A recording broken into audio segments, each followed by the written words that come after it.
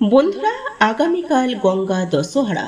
আর এই দশহরার মতো পবিত্র দিনে দুটি তুলসী পাতা আপনি যদি আপনার আলমারিতে রেখে দিতে পারেন, তাহলে অচিরেই আপনার আর্থিক ভাগ্য সুনিশ্চিতভাবে ফিরবে।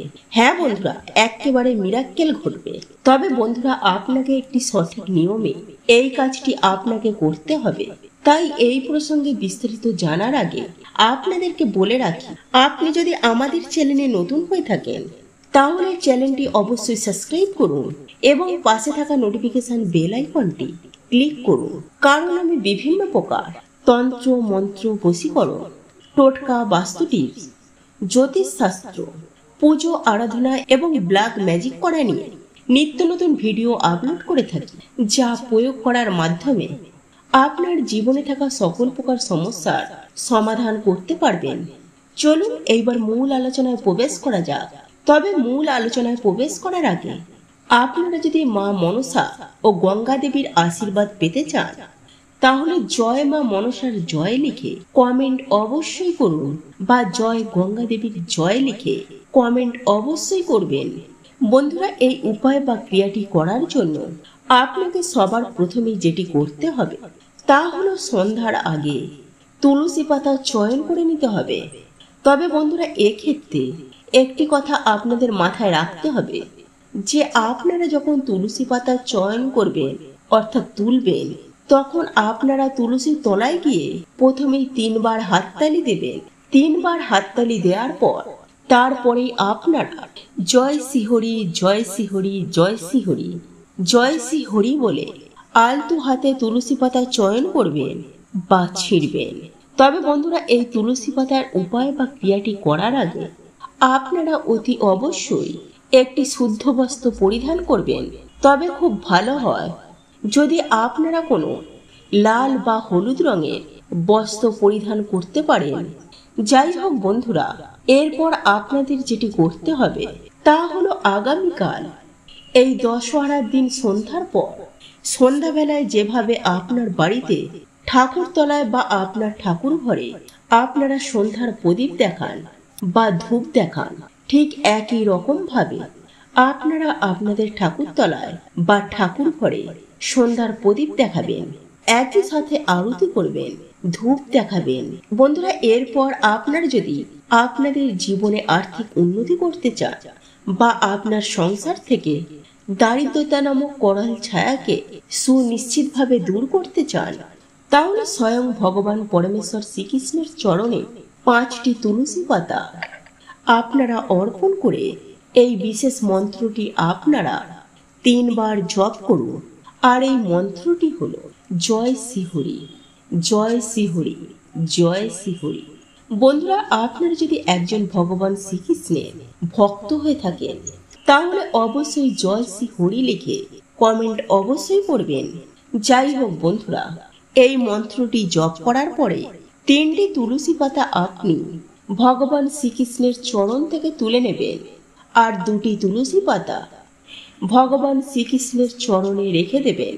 বন্ধুরা, আপনারা যে 3টি তুলসী পাতা ভগবান শ্রীকৃষ্ণের চরণ থেকে তুলেছিলেন, সেই 3টি তুলসী পাতা আপনারা যেখানে টাকা পয়সা রাখেন, যেমন আলমারি বা যেখানে আপনাদের কোনো দরকারি কাগজপত্র রয়েছে, বা যেখানে আপনারা আপনাদের গয়নাগাটি রেখেছে, সেই রকম কোনো গুপ্ত স্থানে, এক পবিত্র জায়গায় বা নিজের মানি ব্যাগে সেই 3টি তুলসী পাতা থেকে একটি মাত্র তুলসী পাতা সেখানে রেখে দিন এবং আরও একটি তুলসী পাতা আপনাদের মানি ব্যাগে রেখে দিন, এবং অবশিষ্ট পড়ে থাকা আরও একটি তুলসী পাতা জয় শ্রীহরি, জয় শ্রীহরি, জয় শ্রীহরি এই মন্ত্রটি জপ করতে করতে আপনারা খেয়ে ফেলুন।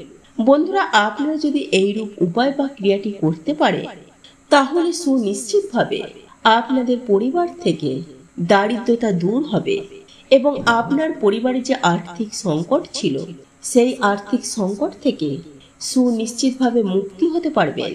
তথা এই মন্ত্র উচ্চারণে বা এই উপায় বা ক্রিয়াটি করার ফলে আপনাদের ধনী ও কোটিপতি হওয়ার সম্ভাবনা অত্যন্ত বৃদ্ধি পাবে বন্ধুরা, এই উপায় বা ক্রিয়াটি করার সময় আপনাদেরকে একটি বিষয় সতর্ক অবলম্বন করতে হবে। তা হলো সূর্যাস্তের আগে এবং সূর্যাস্তের পরে তথা একাদশী, দ্বাদশী তিথিতে এবং অমাবস্যা, পূর্ণিমা এবং যে কোনো গ্রহণ চলাকালীন তুলসী পাতা তুলবেন না, নইলে আপনাদের জন্মকুণ্ডলিতে চরম ভয়ঙ্কর দোষ লেগে যাবে। পরিশেষে আরও একটি বিষয় আপনারা মাথায় রাখার চেষ্টা করবেন যে তুলসী গাছ বাড়ির এমন জায়গায় স্থাপন করবে যেন সেই গাছের পাশাপাশি কোনো নোংরা আবর্জনা বা জুতা চপ্পল না থাকে, তথা বাড়ির মধ্যে এমন জায়গায় তুলসী গাছ রাখবেন না যেখানে বাইরের কোনো পশু এসে তুলসী গাছকে পায়ে পিষিয়ে দেয় বা খেয়ে নেয়। এই তুলসী গাছ আপনি আপনার বাড়ির মধ্যে যেখানেই বসান না কেন একটু উঁচু স্থান করে তারপরে সেখানে স্থাপন করবেন। বন্ধুরা, বাস্তু শাস্ত্র মতে আপনারা যদি তুলসী গাছ আপনার বাড়ির জানালার পূর্ব দিকে রাখেন, তাহলে সেক্ষেত্রে আপনার বাড়ির প্রত্যেকটি সদস্যর মধ্যে প্রেম, প্রীতি, ভালোবাসা বিদ্যমান থাকবে এবং মানসিক দিকটা অত্যন্ত শান্ত থাকবে। বন্ধুরা, ঠিক এরই পাশাপাশি আপনাদের গৃহে যদি কোনো বাচ্চা আপনাদের কথা না শোনে এবং সেই বাচ্চা যদি অত্যন্ত চঞ্চল প্রকৃতির হয়, তাহলে সেক্ষেত্রে কিন্তু আপনার বাচ্চার মানসিকতা অনেকটাই শান্ত থাকবে এবং আপনার কথা শুনতে বাধ্য হবে। বন্ধুরা, পূর্ব দিকে জানালার ধারে একটি ছোট্ট তুলসী চারা আপনারা এই দশহরার দিন স্থাপন করতে পারে। বন্ধুরা, বাস্তু শাস্ত্র মতে পূর্ব দিকের বাতাস অত্যন্ত নির্মল ও শুদ্ধ এবং সেই বাতাস যখন আপনার জানালা পথে আপনার ঘরে প্রবেশ করবে, সেক্ষেত্রে আপনার পরিবারে পজিটিভ এনার্জি অত্যন্ত পরিমাণে বৃদ্ধি পাবে। ফলস্বরূপ আপনার গৃহে প্রত্যেকটি দেবদেবীর আগমন ঘটবে। কারণ আপনারা প্রত্যেকেই জানি যে গৃহে পজিটিভ এনার্জি অত্যন্ত পরিমাণে বিদ্যমান থাকে, সেই গৃহে এমনিতে বিভিন্ন দেবদেবীরা দৃষ্টি বজায় রাখে।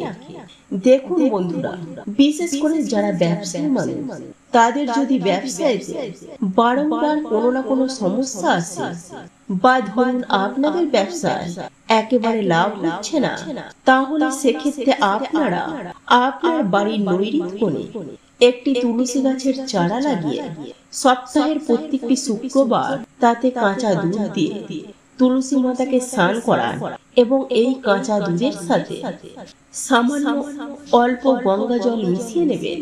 বন্ধুরা, এমনটা করলে আপনাদের জীবনে শুক্র গ্রহ অত্যন্ত স্ট্রং হবে, যার ফলে আপনাদের আটকে থাকা কাজ খুব দ্রুততার সঙ্গে সম্পূর্ণ হবে এবং আপনাদের ব্যবসা বিক্রি বার্তা বাড়বে এবং আপনারা ব্যবসায় সফলতা পাবেন, মুনাফা দেখতে পারবেন। এছাড়াও বন্ধুরা, আপনাদের জীবনে যদি কোনো দাম্পত্য সমস্যা থাকে, অর্থাৎ স্বামী স্ত্রীর মধ্যে মনোমালিন্য, ঝগড়াঝাটি, অশান্তি, কলহ বা পরিবারের সদস্যদের মধ্যে যদি আন্তরিকতা না থাকে, তাহলে সেক্ষেত্রে আপনারা যে কোনো দিন একটি তামা বা পেতলের পাত্রে জল ভর্তি করে 4 থেকে 5টি তুলসী পাতা রেখে দিন এবং সেই জলটি 24 ঘন্টা পর আপনারা আপনাদের গৃহে প্রধান দরজায় সেই জলটিকে ছিটিয়ে দিন এবং সেই সঙ্গে আপনার বাড়ির প্রত্যেকটি কোনায় কোনায় আপনি সেই জল ভালো করে ছিটিয়ে দিন। এর ফলে আপনার জীবনে পারস্পরিক মেলবন্ধন সৃষ্টি হবে। তো এই ছিল আমাদের আজকের ভিডিওটি কেমন লাগলো তা কমেন্ট করে অবশ্যই নিজের মতামত জানাবেন। ভালো লেগে থাকলে অবশ্যই একটি লাইক করবেন। কমেন্টে ভক্তি, ভালোবাসা ও শ্রদ্ধার সহিত জয় মা লক্ষ্মী দেবীর জয় বা জয় শ্রীকৃষ্ণ রাধে রাধে একটি বারের জন্য হলেও লিখে যাবার জন্য অনুরোধ জানাচ্ছি। আর আপনি যদি আমাদের চ্যানেলে নতুন দর্শক হয়ে থাকেন, তো বিশেষভাবে অনুরোধ করব চ্যানেলটি অবশ্যই সাবস্ক্রাইব করে পাশে থাকা নোটিফিকেশন বেল আইকনটি অন করে রাখবেন। তাহলে সকলে সুস্থ থাকুন, ভালো থাকুন, পরম করুণাময় ঈশ্বরের অশেষ কৃপায়। তো আবারও কথা হবে আপনাদের সাথে নতুন কোনো ভিডিওর বিষয় নিয়ে।